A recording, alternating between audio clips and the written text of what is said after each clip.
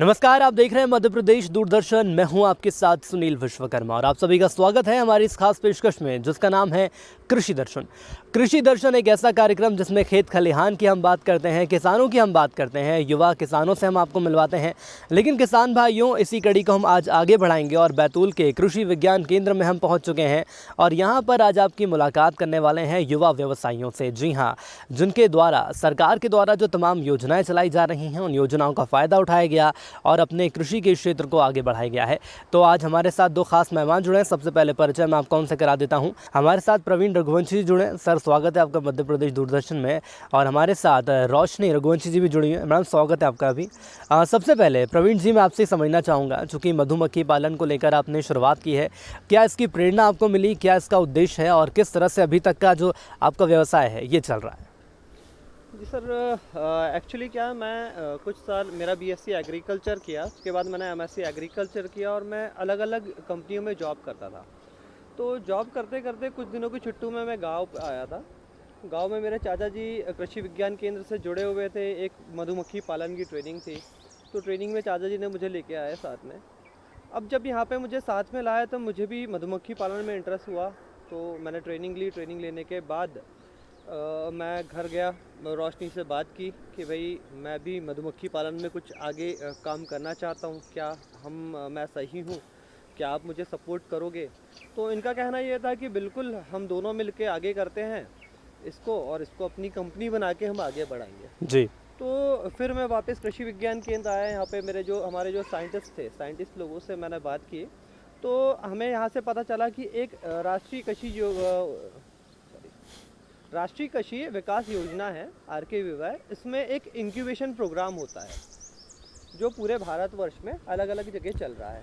तो मुझे National Institute of Agriculture and Marketing नियाम जयपुर जो है वहाँ के बारे में पता चला और मैंने वहाँ पे अपना फॉर्म अप्लाई किया। वहाँ पे फॉर्म अप्लाई करने के बाद वहाँ पे मेरा सिलेक्शन हो गया। सिलेक्शन होने के बाद उनने 400 में से सिलेक्शन किया, 50 लोगों का। 50 में मेरा सिलेक्शन हुआ। 50 के बाद फिर इन्हें फिर से इंटरव्यू लिया। इंटरव्यू लेने के बाद इन्हें 27 कैंडिडेट सेलेक्ट किए। तो 27 कैंडिडेट में मैं भी था। हमारी 2 महीने की ट्रेनिंग हुई। ट्रेनिंग में हमें अलग अलग जगह भिजाया कि भैया मधुमक्खी पालन क्या होता है, कहाँ से कैसे कैसे वर्क कर सकते हैं जी। ट्रेनिंग कंप्लीट होने के बाद फिर मैं यहाँ आया और तब मुझे 5 लाख की ग्रांट गवर्नमेंट ऑफ इंडिया की तरफ से मिली, जिससे मुझे 1 रुपये भी वापस नहीं करना है। और मैंने अपना काम यहाँ पे आके चालू किया और ये काम करते करते मैंने हमारे यहाँ पे आसपास के जो फार्मर्स हैं, किसान हैं, उनके साथ जुड़ा, उन्हें समझाया कि कैसे वर्क किया जाता है, क्या किया जाता है और कैसे हम इससे इनकम कमा सकते हैं। और अभी बहुत सारे किसानों के साथ में मैं जुड़ा हूँ, वो मुझसे जुड़कर मधुमक्खी पालन कर रहे हैं। तो बड़ी एक साफ बात यहाँ पर बता दी गई है कि सरकार के द्वारा योजनाएं तमाम चलाई जा रही हैं, लेकिन यदि उन योजनाओं का लाभ लेना है तो किसानों को भी इनिशिएट करना होगा। और युवा व्यवसाय हमारे साथ जुड़े हुए हैं। रोशनी जी, मैं आपके पास आना चाहूँगा। देखा गया है कि अधिकतर जो गृहिणियाँ रहती हैं लगातार तेज़ी से आगे बढ़ रही हैं और बिज़नेस को लेकर हो या व्यवसाय को लेकर हो, रोज़गार को लेकर हो, कोशिश उनकी लगातार जारी रहती है। ये बताइए, मधुमक्खी पालन के क्षेत्र में जैसा कि उन्होंने बताया प्रवीण जी ने कि आपका सपोर्ट रहा, किस तरह से आपकी शुरुआत है? जी सर, मैं बताना चाहूँगी आज के इस समय से तो लेडीज़ें बहुत मतलब घर का काम काज देखती है, बाहर आना जाना नहीं कर पाती है। तो ये सब बताना चाहूँगी कि ये बाहर सी दुनिया में भी बहुत सारी चीज़ें होती है जो हम कर पाते हैं। ऐसा कुछ नहीं कि लेडीज़ें मतलब घर के काम काज करे या ऐसा कुछ नहीं है। बहुत सी चीज़ें बाहर लेडीज़ों को छूट मिलती है इसमें, बहुत सी चीज़ों में तो कर सकती है। जैसे कि हमने भी ऐसा किया, 1-2 डिब्बे से ही शुरुआत कर सकती है वो लोग। मधुमक्खी पालन बहुत अच्छा व्यवसाय है लेडीज़ों के लिए। और यहाँ पे हमारे कृषि विज्ञान केंद्र में भी वो ट्रेनिंग लेने आ सकती है। जैसे कि हमारे सर बता रहे हैं कि वो ट्रेनिंग देने यहाँ आते हैं, तो बहुत सी लेडीज़ें भी आती है यहाँ पे, जिन्होंने बहुत सीखा है, बहुत सी चीज़ें सीखी है। महिलाओं का भी बराबर योगदान मिल रहा है, ये कहा जा सकता है। महिलाएं भी तेज़ी से आगे बढ़ रही हैं। बिल्कुल प्रवीण जी, मैं आपके पास आना चाहूँगा और समझना चाहूँगा, यदि सावधानियों की हम बात कर लें, शुरुआत तो बहुत अच्छी करी है आपने, एक युवा व्यवसायी के रूप में मैं आपको देख रहा हूँ, लेकिन यदि सावधानी की बात करें तो किसान भाई लगातार उनके सामने समस्या सामने आती है, कई अनसुलझे सवाल रहते हैं कि आखिर उन्हें दूर कैसे किया जाए, तो क्या सावधानियाँ बरतें इस क्षेत्र में? सर, सबसे पहले मधुमक्खी पालन के बारे में हम जनरल एक बात हम जान लें कि जो मधुमक्खियाँ हैं ये हमारी प्रकृति का एक भाग है। जी। ठीक है। अब मधुमक्खियों की बहुत सारे प्रजातियां हमारे देश में पाई जाती है, जिसमें कुछ मधुमक्खियों की प्रजाति जैसे एपिस सेराना इंडिका हो गया या एपिस मेलिफेरा हो गया जो पालतू प्रजाति है। और इन प्रजातियों से हमारी जो प्रकृति में जितने भी फूल वाले पौधे होते हैं इसमें परागण होता है। और ये परागण हो अगर नहीं हो ये परागण अगर नहीं हो तो प्रकृति की बहुत सारी फसलें ख़त्म हो जाएगी। तो हमारे जो किसान होते हैं वो खेती से जुड़े हुए होते हैं और वो किसी ना किसी प्रकार की फसल लगाते हैं, बहुत अच्छा खाद डालते हैं, बहुत अच्छी दवाइयाँ डालते हैं, पर अगर उनकी फसलों में परागण ही ना हो जी। तो उनकी फसलों में फ्रूट डेवलप ही नहीं होगा या सीड डेवलप ही नहीं होगा। तो बीज रखने से एक तो बेनिफिट ये हो गया कि हमारे फार्मर्स को फ़ायदा हो गया कि उनके एक बिना कुछ करे उनको टॉनिक मिल गई पौधों को जिससे वो फ्रूट डेवलपमेंट है। अब आप बात कर रहे थे कि भाई सावधानियाँ क्या क्या रखना है, तो सबसे पहली चीज़ तो मधुमक्खी के हम जब लेके आए सीख के स्टार्ट करना चाह रहे हैं तो हम किसी रिकॉग्नाइज ट्रेनिंग सेंटर से ट्रेनिंग ले लें। हमारे मध्य प्रदेश में कृषि विज्ञान केंद्र बैतूल, कृषि विज्ञान केंद्र मुरैना, यहाँ पे मधुमक्खी पालन की ट्रेनिंग होती है। कुछ प्राइवेट ऑर्गेनाइजेशन भी है जो ट्रेनिंग कराते हैं। हम लोग भी बीज बार इंडिया, हम लोग भी हमारे यहाँ पे ट्रेनिंग प्रोग्राम बीज की कराते हैं। तो कहीं से आप कम से कम 7 से 8 दिन की ट्रेनिंग प्रोग्राम ले लें। ट्रेनिंग प्रोग्राम लेने के बाद आप मिनिमम 4 से 5 बॉक्स लेके आए मधुमक्खी के, जो जिसमें पालते हैं मधुमक्खी को, तो जी। एक बॉक्स रहता है, तो वो लेके आए और उनको हम अवलोकन करें और उनको हम धीरे धीरे डेवलप करें। डेवलप करने के बाद हमें दूसरी बात एक और ध्यान देना है। दूसरी बात यह है कि मधुमक्खियाँ फूल के रस और फूल के पराग को अपना भोजन करें। जो फूल का रस निकलता है मकरंद कहते हैं उसे, और जो पॉलन होता है उसे परागकण कहते हैं। दोनों को मिला के मधुमक्खियाँ अपना भोजन बनाती है। तो अगर आपके एरिया में फूल नहीं है तो उस टाइम उन्हें खाना, आर्टिफिशियल खाना यानी फूडिंग भी कराना पड़ता है जी। जिसमें हम हनी, पॉलन की जगह सोयाबीन का आटा, कुछ दालों के आटे को मिला के पॉलन की जगह वो दे देते हैं। और शुगर, अगर मान लो हनी नहीं है हमारे पास अवेलेबल, तो शुगर सिरप हम हनी बीज को दे देते हैं। तो वो उस टाइम डर्थ पीरियड के टाइम में अपने आप को संभाल के रखती है, क्योंकि हम तो हमारे मतलब के लिए हनी निकाल लेते हैं, तो फिर वो क्या खाएंगे? वो क्या खाएंगे? तो उनके लिए भी हमें व्यवस्था करना पड़ता है। दूसरी चीज़ ये। तीसरी बात एक और ध्यान देने योग्य है कि भाई हमारा मॉडर्न एग्रीकल्चर की ओर हम जाते जा रहे हैं और इसमें बहुत सारे केमिकल्स का हम स्प्रे कर रहे हैं। बहुत सारे इंसेक्टिसाइड होते हैं, पेस्टिसाइड होते हैं जो हमारे लाभदायक कीट को भी मार देते हैं। तो अगर हमारे एरिया में मधुमक्खी पालन किया जा रहा है तो लगभग हमारे खेत के आसपास के एरिया में कोई इंसेक्टिसाइड ऐसा यूज़ ना करे जो किसी सफ़ेद मक्खी को मारने के लिए हो या सकिंग टाइप के पेस्ट को मारने के लिए हो। अगर उसका यूज़ किया जाएगा तो कहीं ना कहीं हमारी मधुमक्खियाँ कुछ उससे मरेगी। तो जगह का जो चुनाव है वो भी बहुत सोच समझ के करना होगा। दूसरी बात एक और ध्यान देने योग्य बात है कि अगर हम मधुमक्खी पालन कर रहे हैं तो हम गांव से कम 1.5 से 2 किलोमीटर दूर करें। दूर करने का काम दूर इसीलिए करें क्योंकि वहाँ पे हमारे गांव में कुछ नालियों से पानी बहते रहता है और मधुमक्खियों को जहाँ पानी मिलता है, नमी मिलती है, वहाँ से वो पानी पी लेती है। तो वो गंदा पानी पिएगी तो शहद में किसी न प्रकार का कंटामिनेशन आएगा। तो हमें मधुमक्खी को कम से कम 1.5 से 2 किलोमीटर दूर हमारे खेत में करना है। मेन हाईवे अगर कहीं से जा रहा है वहाँ पास में, हमें हाईवे के पास में नहीं करना, हाईवे से भी कम से कम 2 किलोमीटर दूर करना है, क्योंकि हाईवे से कोई राहगीर वहाँ से जा रहा है, उसे अगर काट ली तो कोई किसी प्रकार का दुर्घटना भी हो सकती है। तो ये कुछ बातें हैं जिससे हमें ध्यान देने ज़रूरी है। तो तमाम सावधानियां यहाँ पर बताई गई हैं, उन सावधानियों को रखना होगा, तभी जो कृषि का क्षेत्र है, जो मधुमक्खी का क्षेत्र है, मधुमक्खी पालन की यदि हम बात करें तो इसे आगे बढ़ा सकते हैं। चलिए रोशनी जी की तरफ एक बार फिर चलेंगे और उनसे जानेंगे कि जब वो अपनी सहेलियों के पास जाती हैं, अपने मित्रों के पास जाती हैं, तो उनका क्या फीडबैक रहता है, या उनके द्वारा ये भी कहा जा सकता है कि हमें भी इस दिशा में आगे बढ़ना है। जी, बहुत अच्छा फीडबैक रहता है। सभी जब हम जाते हैं गांव में तो सभी हमसे बात करते हैं, पूछते हैं कि तुम्हारा कैसा है, कि चल रहा है, कैसा है। तो हम सभी को बताते हैं कि नहीं बहुत अच्छा है, मतलब हम दोनों हस्बैंड वाइफ मिलकर ये काम कर रहे हैं। और उन्हीं से मुझे ये सारी हिम्मतें मिली है।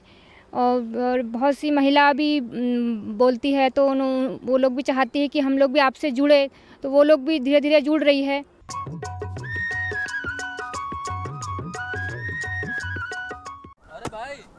सुना नहीं क्या? केसीसी ने किसानों का जिंदगी बदल दिया है। देश के छोटे किसान 1,60,000 रुपये तक का कर्ज बिना किसी गारंटी को ले पाएंगे। ब्याज खोरों से भी पीछा छुटा। मैं तो जैविक खेती का पूरा सामान मंगा लिया। केसीसी का भी कोई दबाव नहीं है। ब्याज चुकाने के लिए पूरा 1 साल मिलता है। समय पर भुगतान करने पर केवल 4% के सालाना ब्याज पे लोन मिल गया मुझे। अपना आधार कार्ड, लेटेस्ट फोटो और जमीन के कागजात लेके अप्लाई करो बस। और नामांकन भरने के लिए जेब भी ढीली नहीं करनी पड़ी।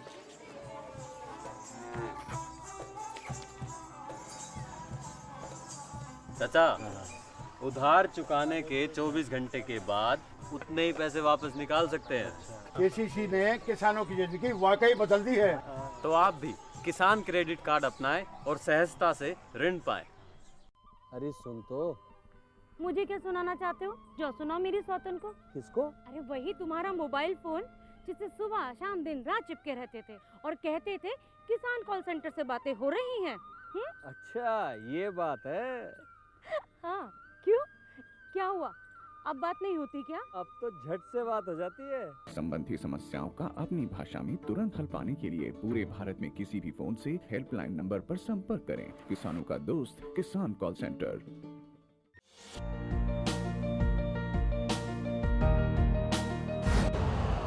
यूरिया का स्वदेशी उत्पादन 70 लाख टन बढ़ाने के लिए 6 उर्वरक संयंत्रों का उद्धार किया जा रहा है। FCIL के गोरखपुर, सिंदरी, तलचर और रामागुंडम संयंत्र, HFCL की बरौनी इकाई और BVFCL की नामरू फोर्थ।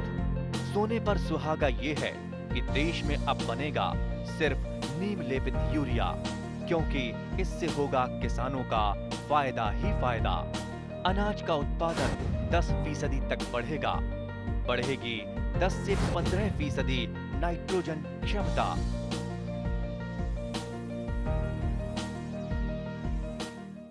प्रवीण जी, एक बार फिर आपके पास आना चाहूँगा और यहाँ आपने कुछ प्रोडक्ट रखे हैं। किसान भाइयों को भी बताइए कि आखिर ये क्या है और किस तरह से इन्हें बनाया गया है। तो भारत सरकार की राष्ट्रीय कृषि विकास योजना के तहत मुझे इंक्यूबेशन सपोर्ट मिला, जिसमें मुझे 5 लाख की ग्रांट मिली है। तो मुझे 5 लाख की ग्रांट इस स्टार्टअप के लिए मिली है, जिसमें हम एक ऐसा प्रोडक्ट बना रहे हैं जिसमें इंसान का हाथ छुआ भी ना हो। मतलब जो हनी है ये डायरेक्ट बी ने पैक करा है और पैक करने के बाद हमने हमारे डायरेक्टली इसको पैक करके हमारे कंज्यूमर के पास अवेलेबल करा दिया। तो मधुमक्खियों ने इसे पैक करा, इसलिए इसे बाहर हमने नहीं निकाला, और हमने नहीं निकाला इसलिए ये 100% प्योर है। क्योंकि कई लोग जो हनी कंज्यूम करते हैं वो लोग सोचते हैं कि भाई ये हनी है, जम गया है, या फिर ये इस टाइप के हनी में किसी प्रकार की मिलावट तो नहीं है। पर इस प्रोडक्ट को लेने के बाद कोई भी ये नहीं कह सकता कि इसमें 1% भी मिलावट हो। जी। तो एक तो ये हमारा स्टार्टअप के थ्रू हम कर रहे हैं, पर ये क्या होता है, इसकी जब हम वैक्स के साथ में रखते हैं तो इसकी प्राइसिंग ज़्यादा हो जाती है। तो हमने कुछ मिडिल क्लास लोगों को भी हनी की ज़रूरत है, तो उस लेवल के लिए भी हमने हनी प्रोडक्शन करा है, जिसमें हम अलग अलग स्पेसिफिक फ्लोरा हनी अवेलेबल करा रहे हैं। जैसे अभी ये हमारे पास है वाइट हनी, जिसे हम सरसों का जो हनी होता है ये वाइट हनी होता है, और इसे फ़ॉरेन में क्रीम हनी के नाम से भी जाना जाता है।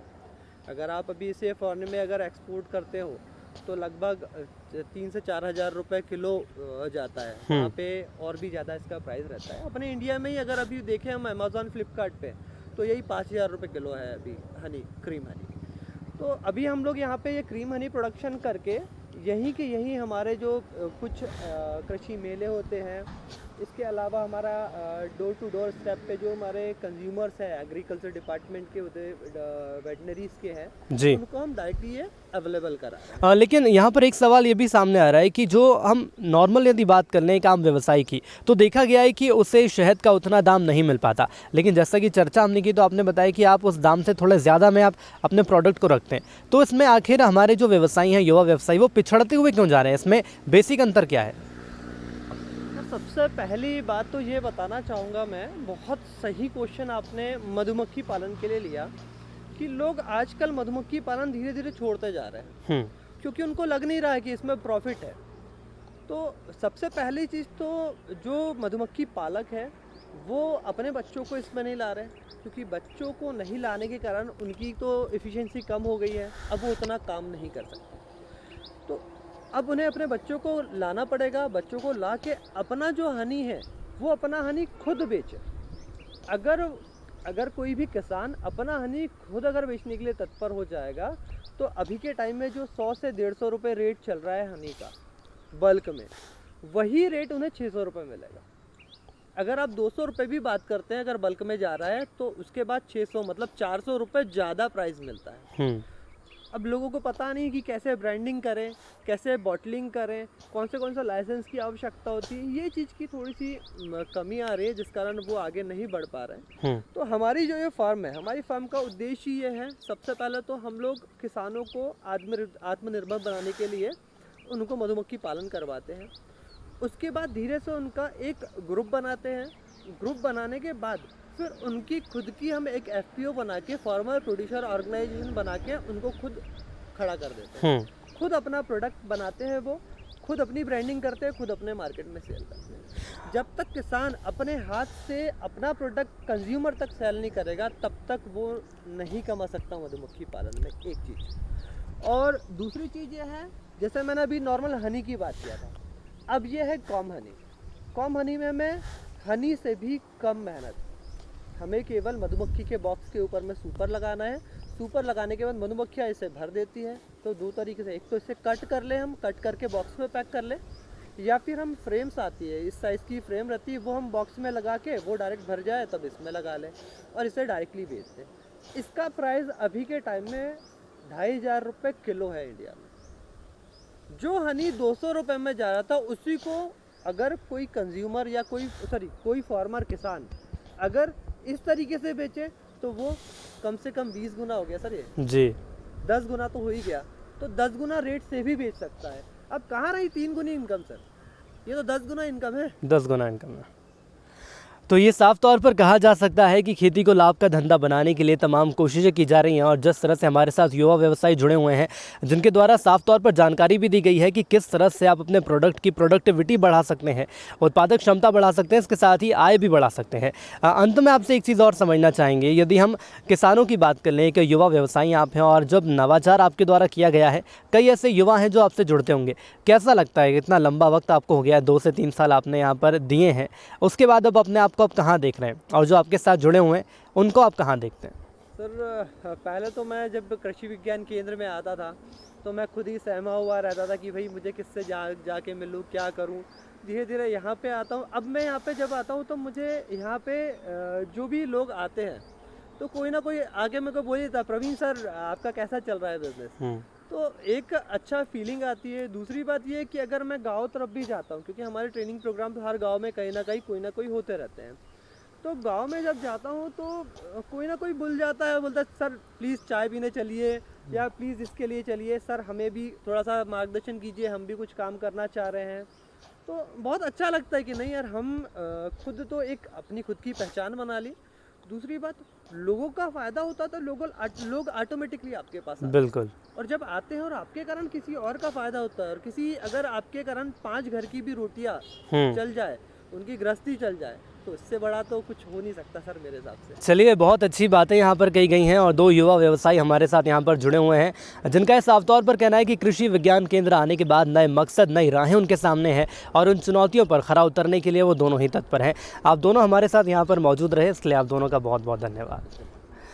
तो उम्मीद करते हैं कि कृषि दर्शन के इस कार्यक्रम में तमाम जानकारियां जो आप तक दी गई हैं, वो जानकारी पहुंची होंगी, उनका फ़ायदा आप ले सकते हैं। और यदि मधुमक्खी पालन की हम बात कर लें, तो सावधानियों के साथ यदि आप इसकी शुरुआत करते हैं, तो आने वाले वक्त में इसका फ़ायदा आपको ज़रूर मिलेगा। और चलते चलते अब नज़र डालेंगे किसान भाइयों खबरें खेती की पर।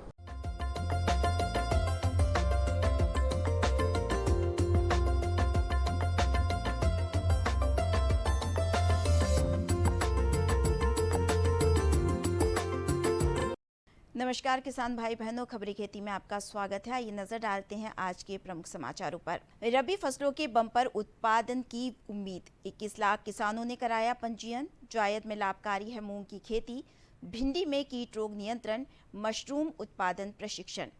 और अब खबरें विस्तार से। रबी फसलों के बम्पर उत्पादन की उम्मीद। इस वर्ष देश में रबी फसलों के बम्पर उत्पादन का अनुमान लगाया गया है।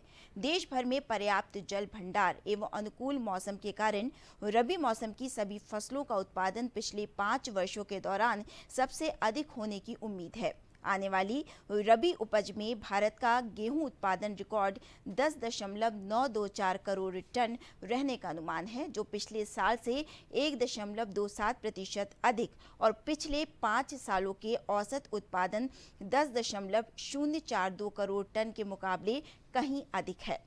फसल वर्ष 2020-21 के खाद्यान्न उत्पादन के दूसरे अग्रिम अनुमान के आंकड़ों से ये जानकारी मिलती है। इस बीच दूसरे अग्रिम अनुमान के अनुसार चने का उत्पादन 1.162 करोड़ टन रहने की उम्मीद है, जो पिछले साल के 1.108 करोड़ की तुलना में अधिक है। सरसों का उत्पादन 1.043 करोड़ टन रहने का अनुमान है, जो पिछले वर्ष की तुलना में लगभग 13 लाख टन अधिक है। खरीफ सीजन में अन्य फसलों के जोरदार उत्पादन के साथ साथ रबी सत्र में गेहूं की बम्पर फसल से वर्ष 2020-21 के सत्र में भारत का संपूर्ण खाद्यान्न उत्पादन रिकॉर्ड 30.334 करोड़ टन तक पहुंचने की उम्मीद है, जो पिछले साल 29.75 करोड़ टन था। चालू रबी सीजन में देश भर में गेहूं की बुआई 3.46 करोड़ हेक्टेयर में हुई है, जो पिछले साल की अपेक्षा 3% अधिक है। 21 लाख किसानों ने कराया पंजीयन। रबी विपणन 2021-22 में समर्थन मूल्य पर गेहूं बेचने के लिए 21,06,000 किसानों ने ई उपार्जन पोर्टल पर पंजीयन कराया है, जो कि विगत वर्ष की तुलना में 1,59,000 अधिक है। इस वर्ष 125 लाख मैट्रिक टन गेहूं, 20 लाख मैट्रिक टन दलहन और तिलहन के भंडारण का लक्ष्य निर्धारित किया गया है।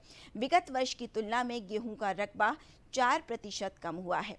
पंजीयन का कार्य प्रदेश के 3518 केंद्रों पर किया गया है। इसके अतिरिक्त गिरदावरी किसान app common service centre kiosk पर भी किसानों को पंजीयन की सुविधा उपलब्ध कराई गई है।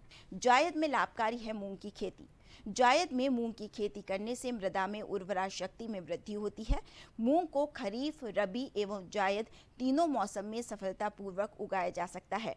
सिंचाई की उपलब्धता के आधार पर जायद ग्रीष्मकाल में मूंग की खेती लाभकारी हो सकती है। मूंग की खेती के लिए भूमि की तैयारी 2 या 3 बार हल या बखर से जुताई कर खेत अच्छी तरह तैयार करना चाहिए तथा पाटा चलाकर खेत को समतल बना लेना चाहिए। मूंग को दीमक से बचाव हेतु क्लोरोपाइरिफॉस चूर्ण 20 किलोग्राम प्रति हेक्टेयर की दर से खेत की तैयारी के समय मिट्टी में मिलाना चाहिए। मूंग की बीज का चुनाव करते समय उन्नत किस्म के बीजों को बोने से अधिक पैदावार मिलती है। प्रति हेक्टेयर 25 से 30 किलो बीज की बुआई के लिए पर्याप्त होगा, ताकि पौधों की संख्या 4 से 4.5 लाख तक हो सके। मूंग की प्रमुख किस्में K851, Pusa 105, PDM 44, ML 131, Jawahar, मूंग 721, HUM 1, TJM 3, किस्म टार्म 1 आदि हैं। भिंडी में कीट रोग नियंत्रण। ग्रीष्मकाल भिंडी में कई तरह के कीट रोगों से पौधे को नुकसान होता है। जैसिड एक रस चूसक कीट है। इसके नियंत्रण हेतु इमिडाक्लोप्रिड दवा 17.8 SL 0.30 मिलीलीटर प्रति लीटर की दर से छिड़काव करना चाहिए। भिंडी के तना छेदक कीट के नियंत्रण हेतु फिप्रोनिल दवा 1 मिलीलीटर प्रति लीटर पानी की दर से छिड़काव करना चाहिए। सफ़ेद मक्खी के प्रकोप से पत्तियां पीली पड़ जाती हैं, फसल की बढ़वार रुक जाती है तथा पैदावार भी कम हो जाती है। इसके नियंत्रण के लिए रोगी पौधों को उखाड़कर जला देना चाहिए तथा इमिडाक्लोप्रिड 17.8 SL दवा 0.3 मिलीलीटर प्रति लीटर पानी में की दर से छिड़काव करना चाहिए। अधिक उत्पादन हेतु रोग रोधी किस्मों का चयन करना चाहिए। मशरूम उत्पादन प्रशिक्षण। कृषि विज्ञान केंद्र ग्वालियर में 5 दिवसीय मशरूम उत्पादन पर प्रशिक्षण आयोजित किया गया। कार्यक्रम के समापन अवसर पर प्रशिक्षणार्थियों को संबोधित करते हुए राजमाता विजया राजे सिंधिया कृषि विश्वविद्यालय ग्वालियर के संयुक्त संचालक निदेशक विस्तार सेवाएं डॉक्टर RS तोमर ने कहा कि मशरूम प्रोटीन का अच्छा शाकाहारी स्रोत है। इसमें विटामिन, खनिज, लवण के अतिरिक्त रोग प्रतिरोधी तत्व भी पाए जाते हैं। ग्रामीण युवा इसका उत्पादन कर वर्तमान में चल रही कुपोषण की समस्या को दूर करने में मदद कर सकते हैं। इस प्रशिक्षण का उद्देश्य युवाओं को स्वरोजगार के प्रति जागरूक करना तथा शहरों में पलायन से रोकना है। मशरूम उत्पादन के लिए धूप या बारिश में जाने की आवश्यकता नहीं है। इसको ठंडे मौसम में बंद कमरों या झोपड़ियों में उगाया जा सकता है। इस अवसर पर प्रशिक्षणार्थियों को प्रमाण पत्र भी वितरित किए गए। और आज के समाचारों में फिलहाल इतना ही। आज्ञा दीजिए, नमस्कार।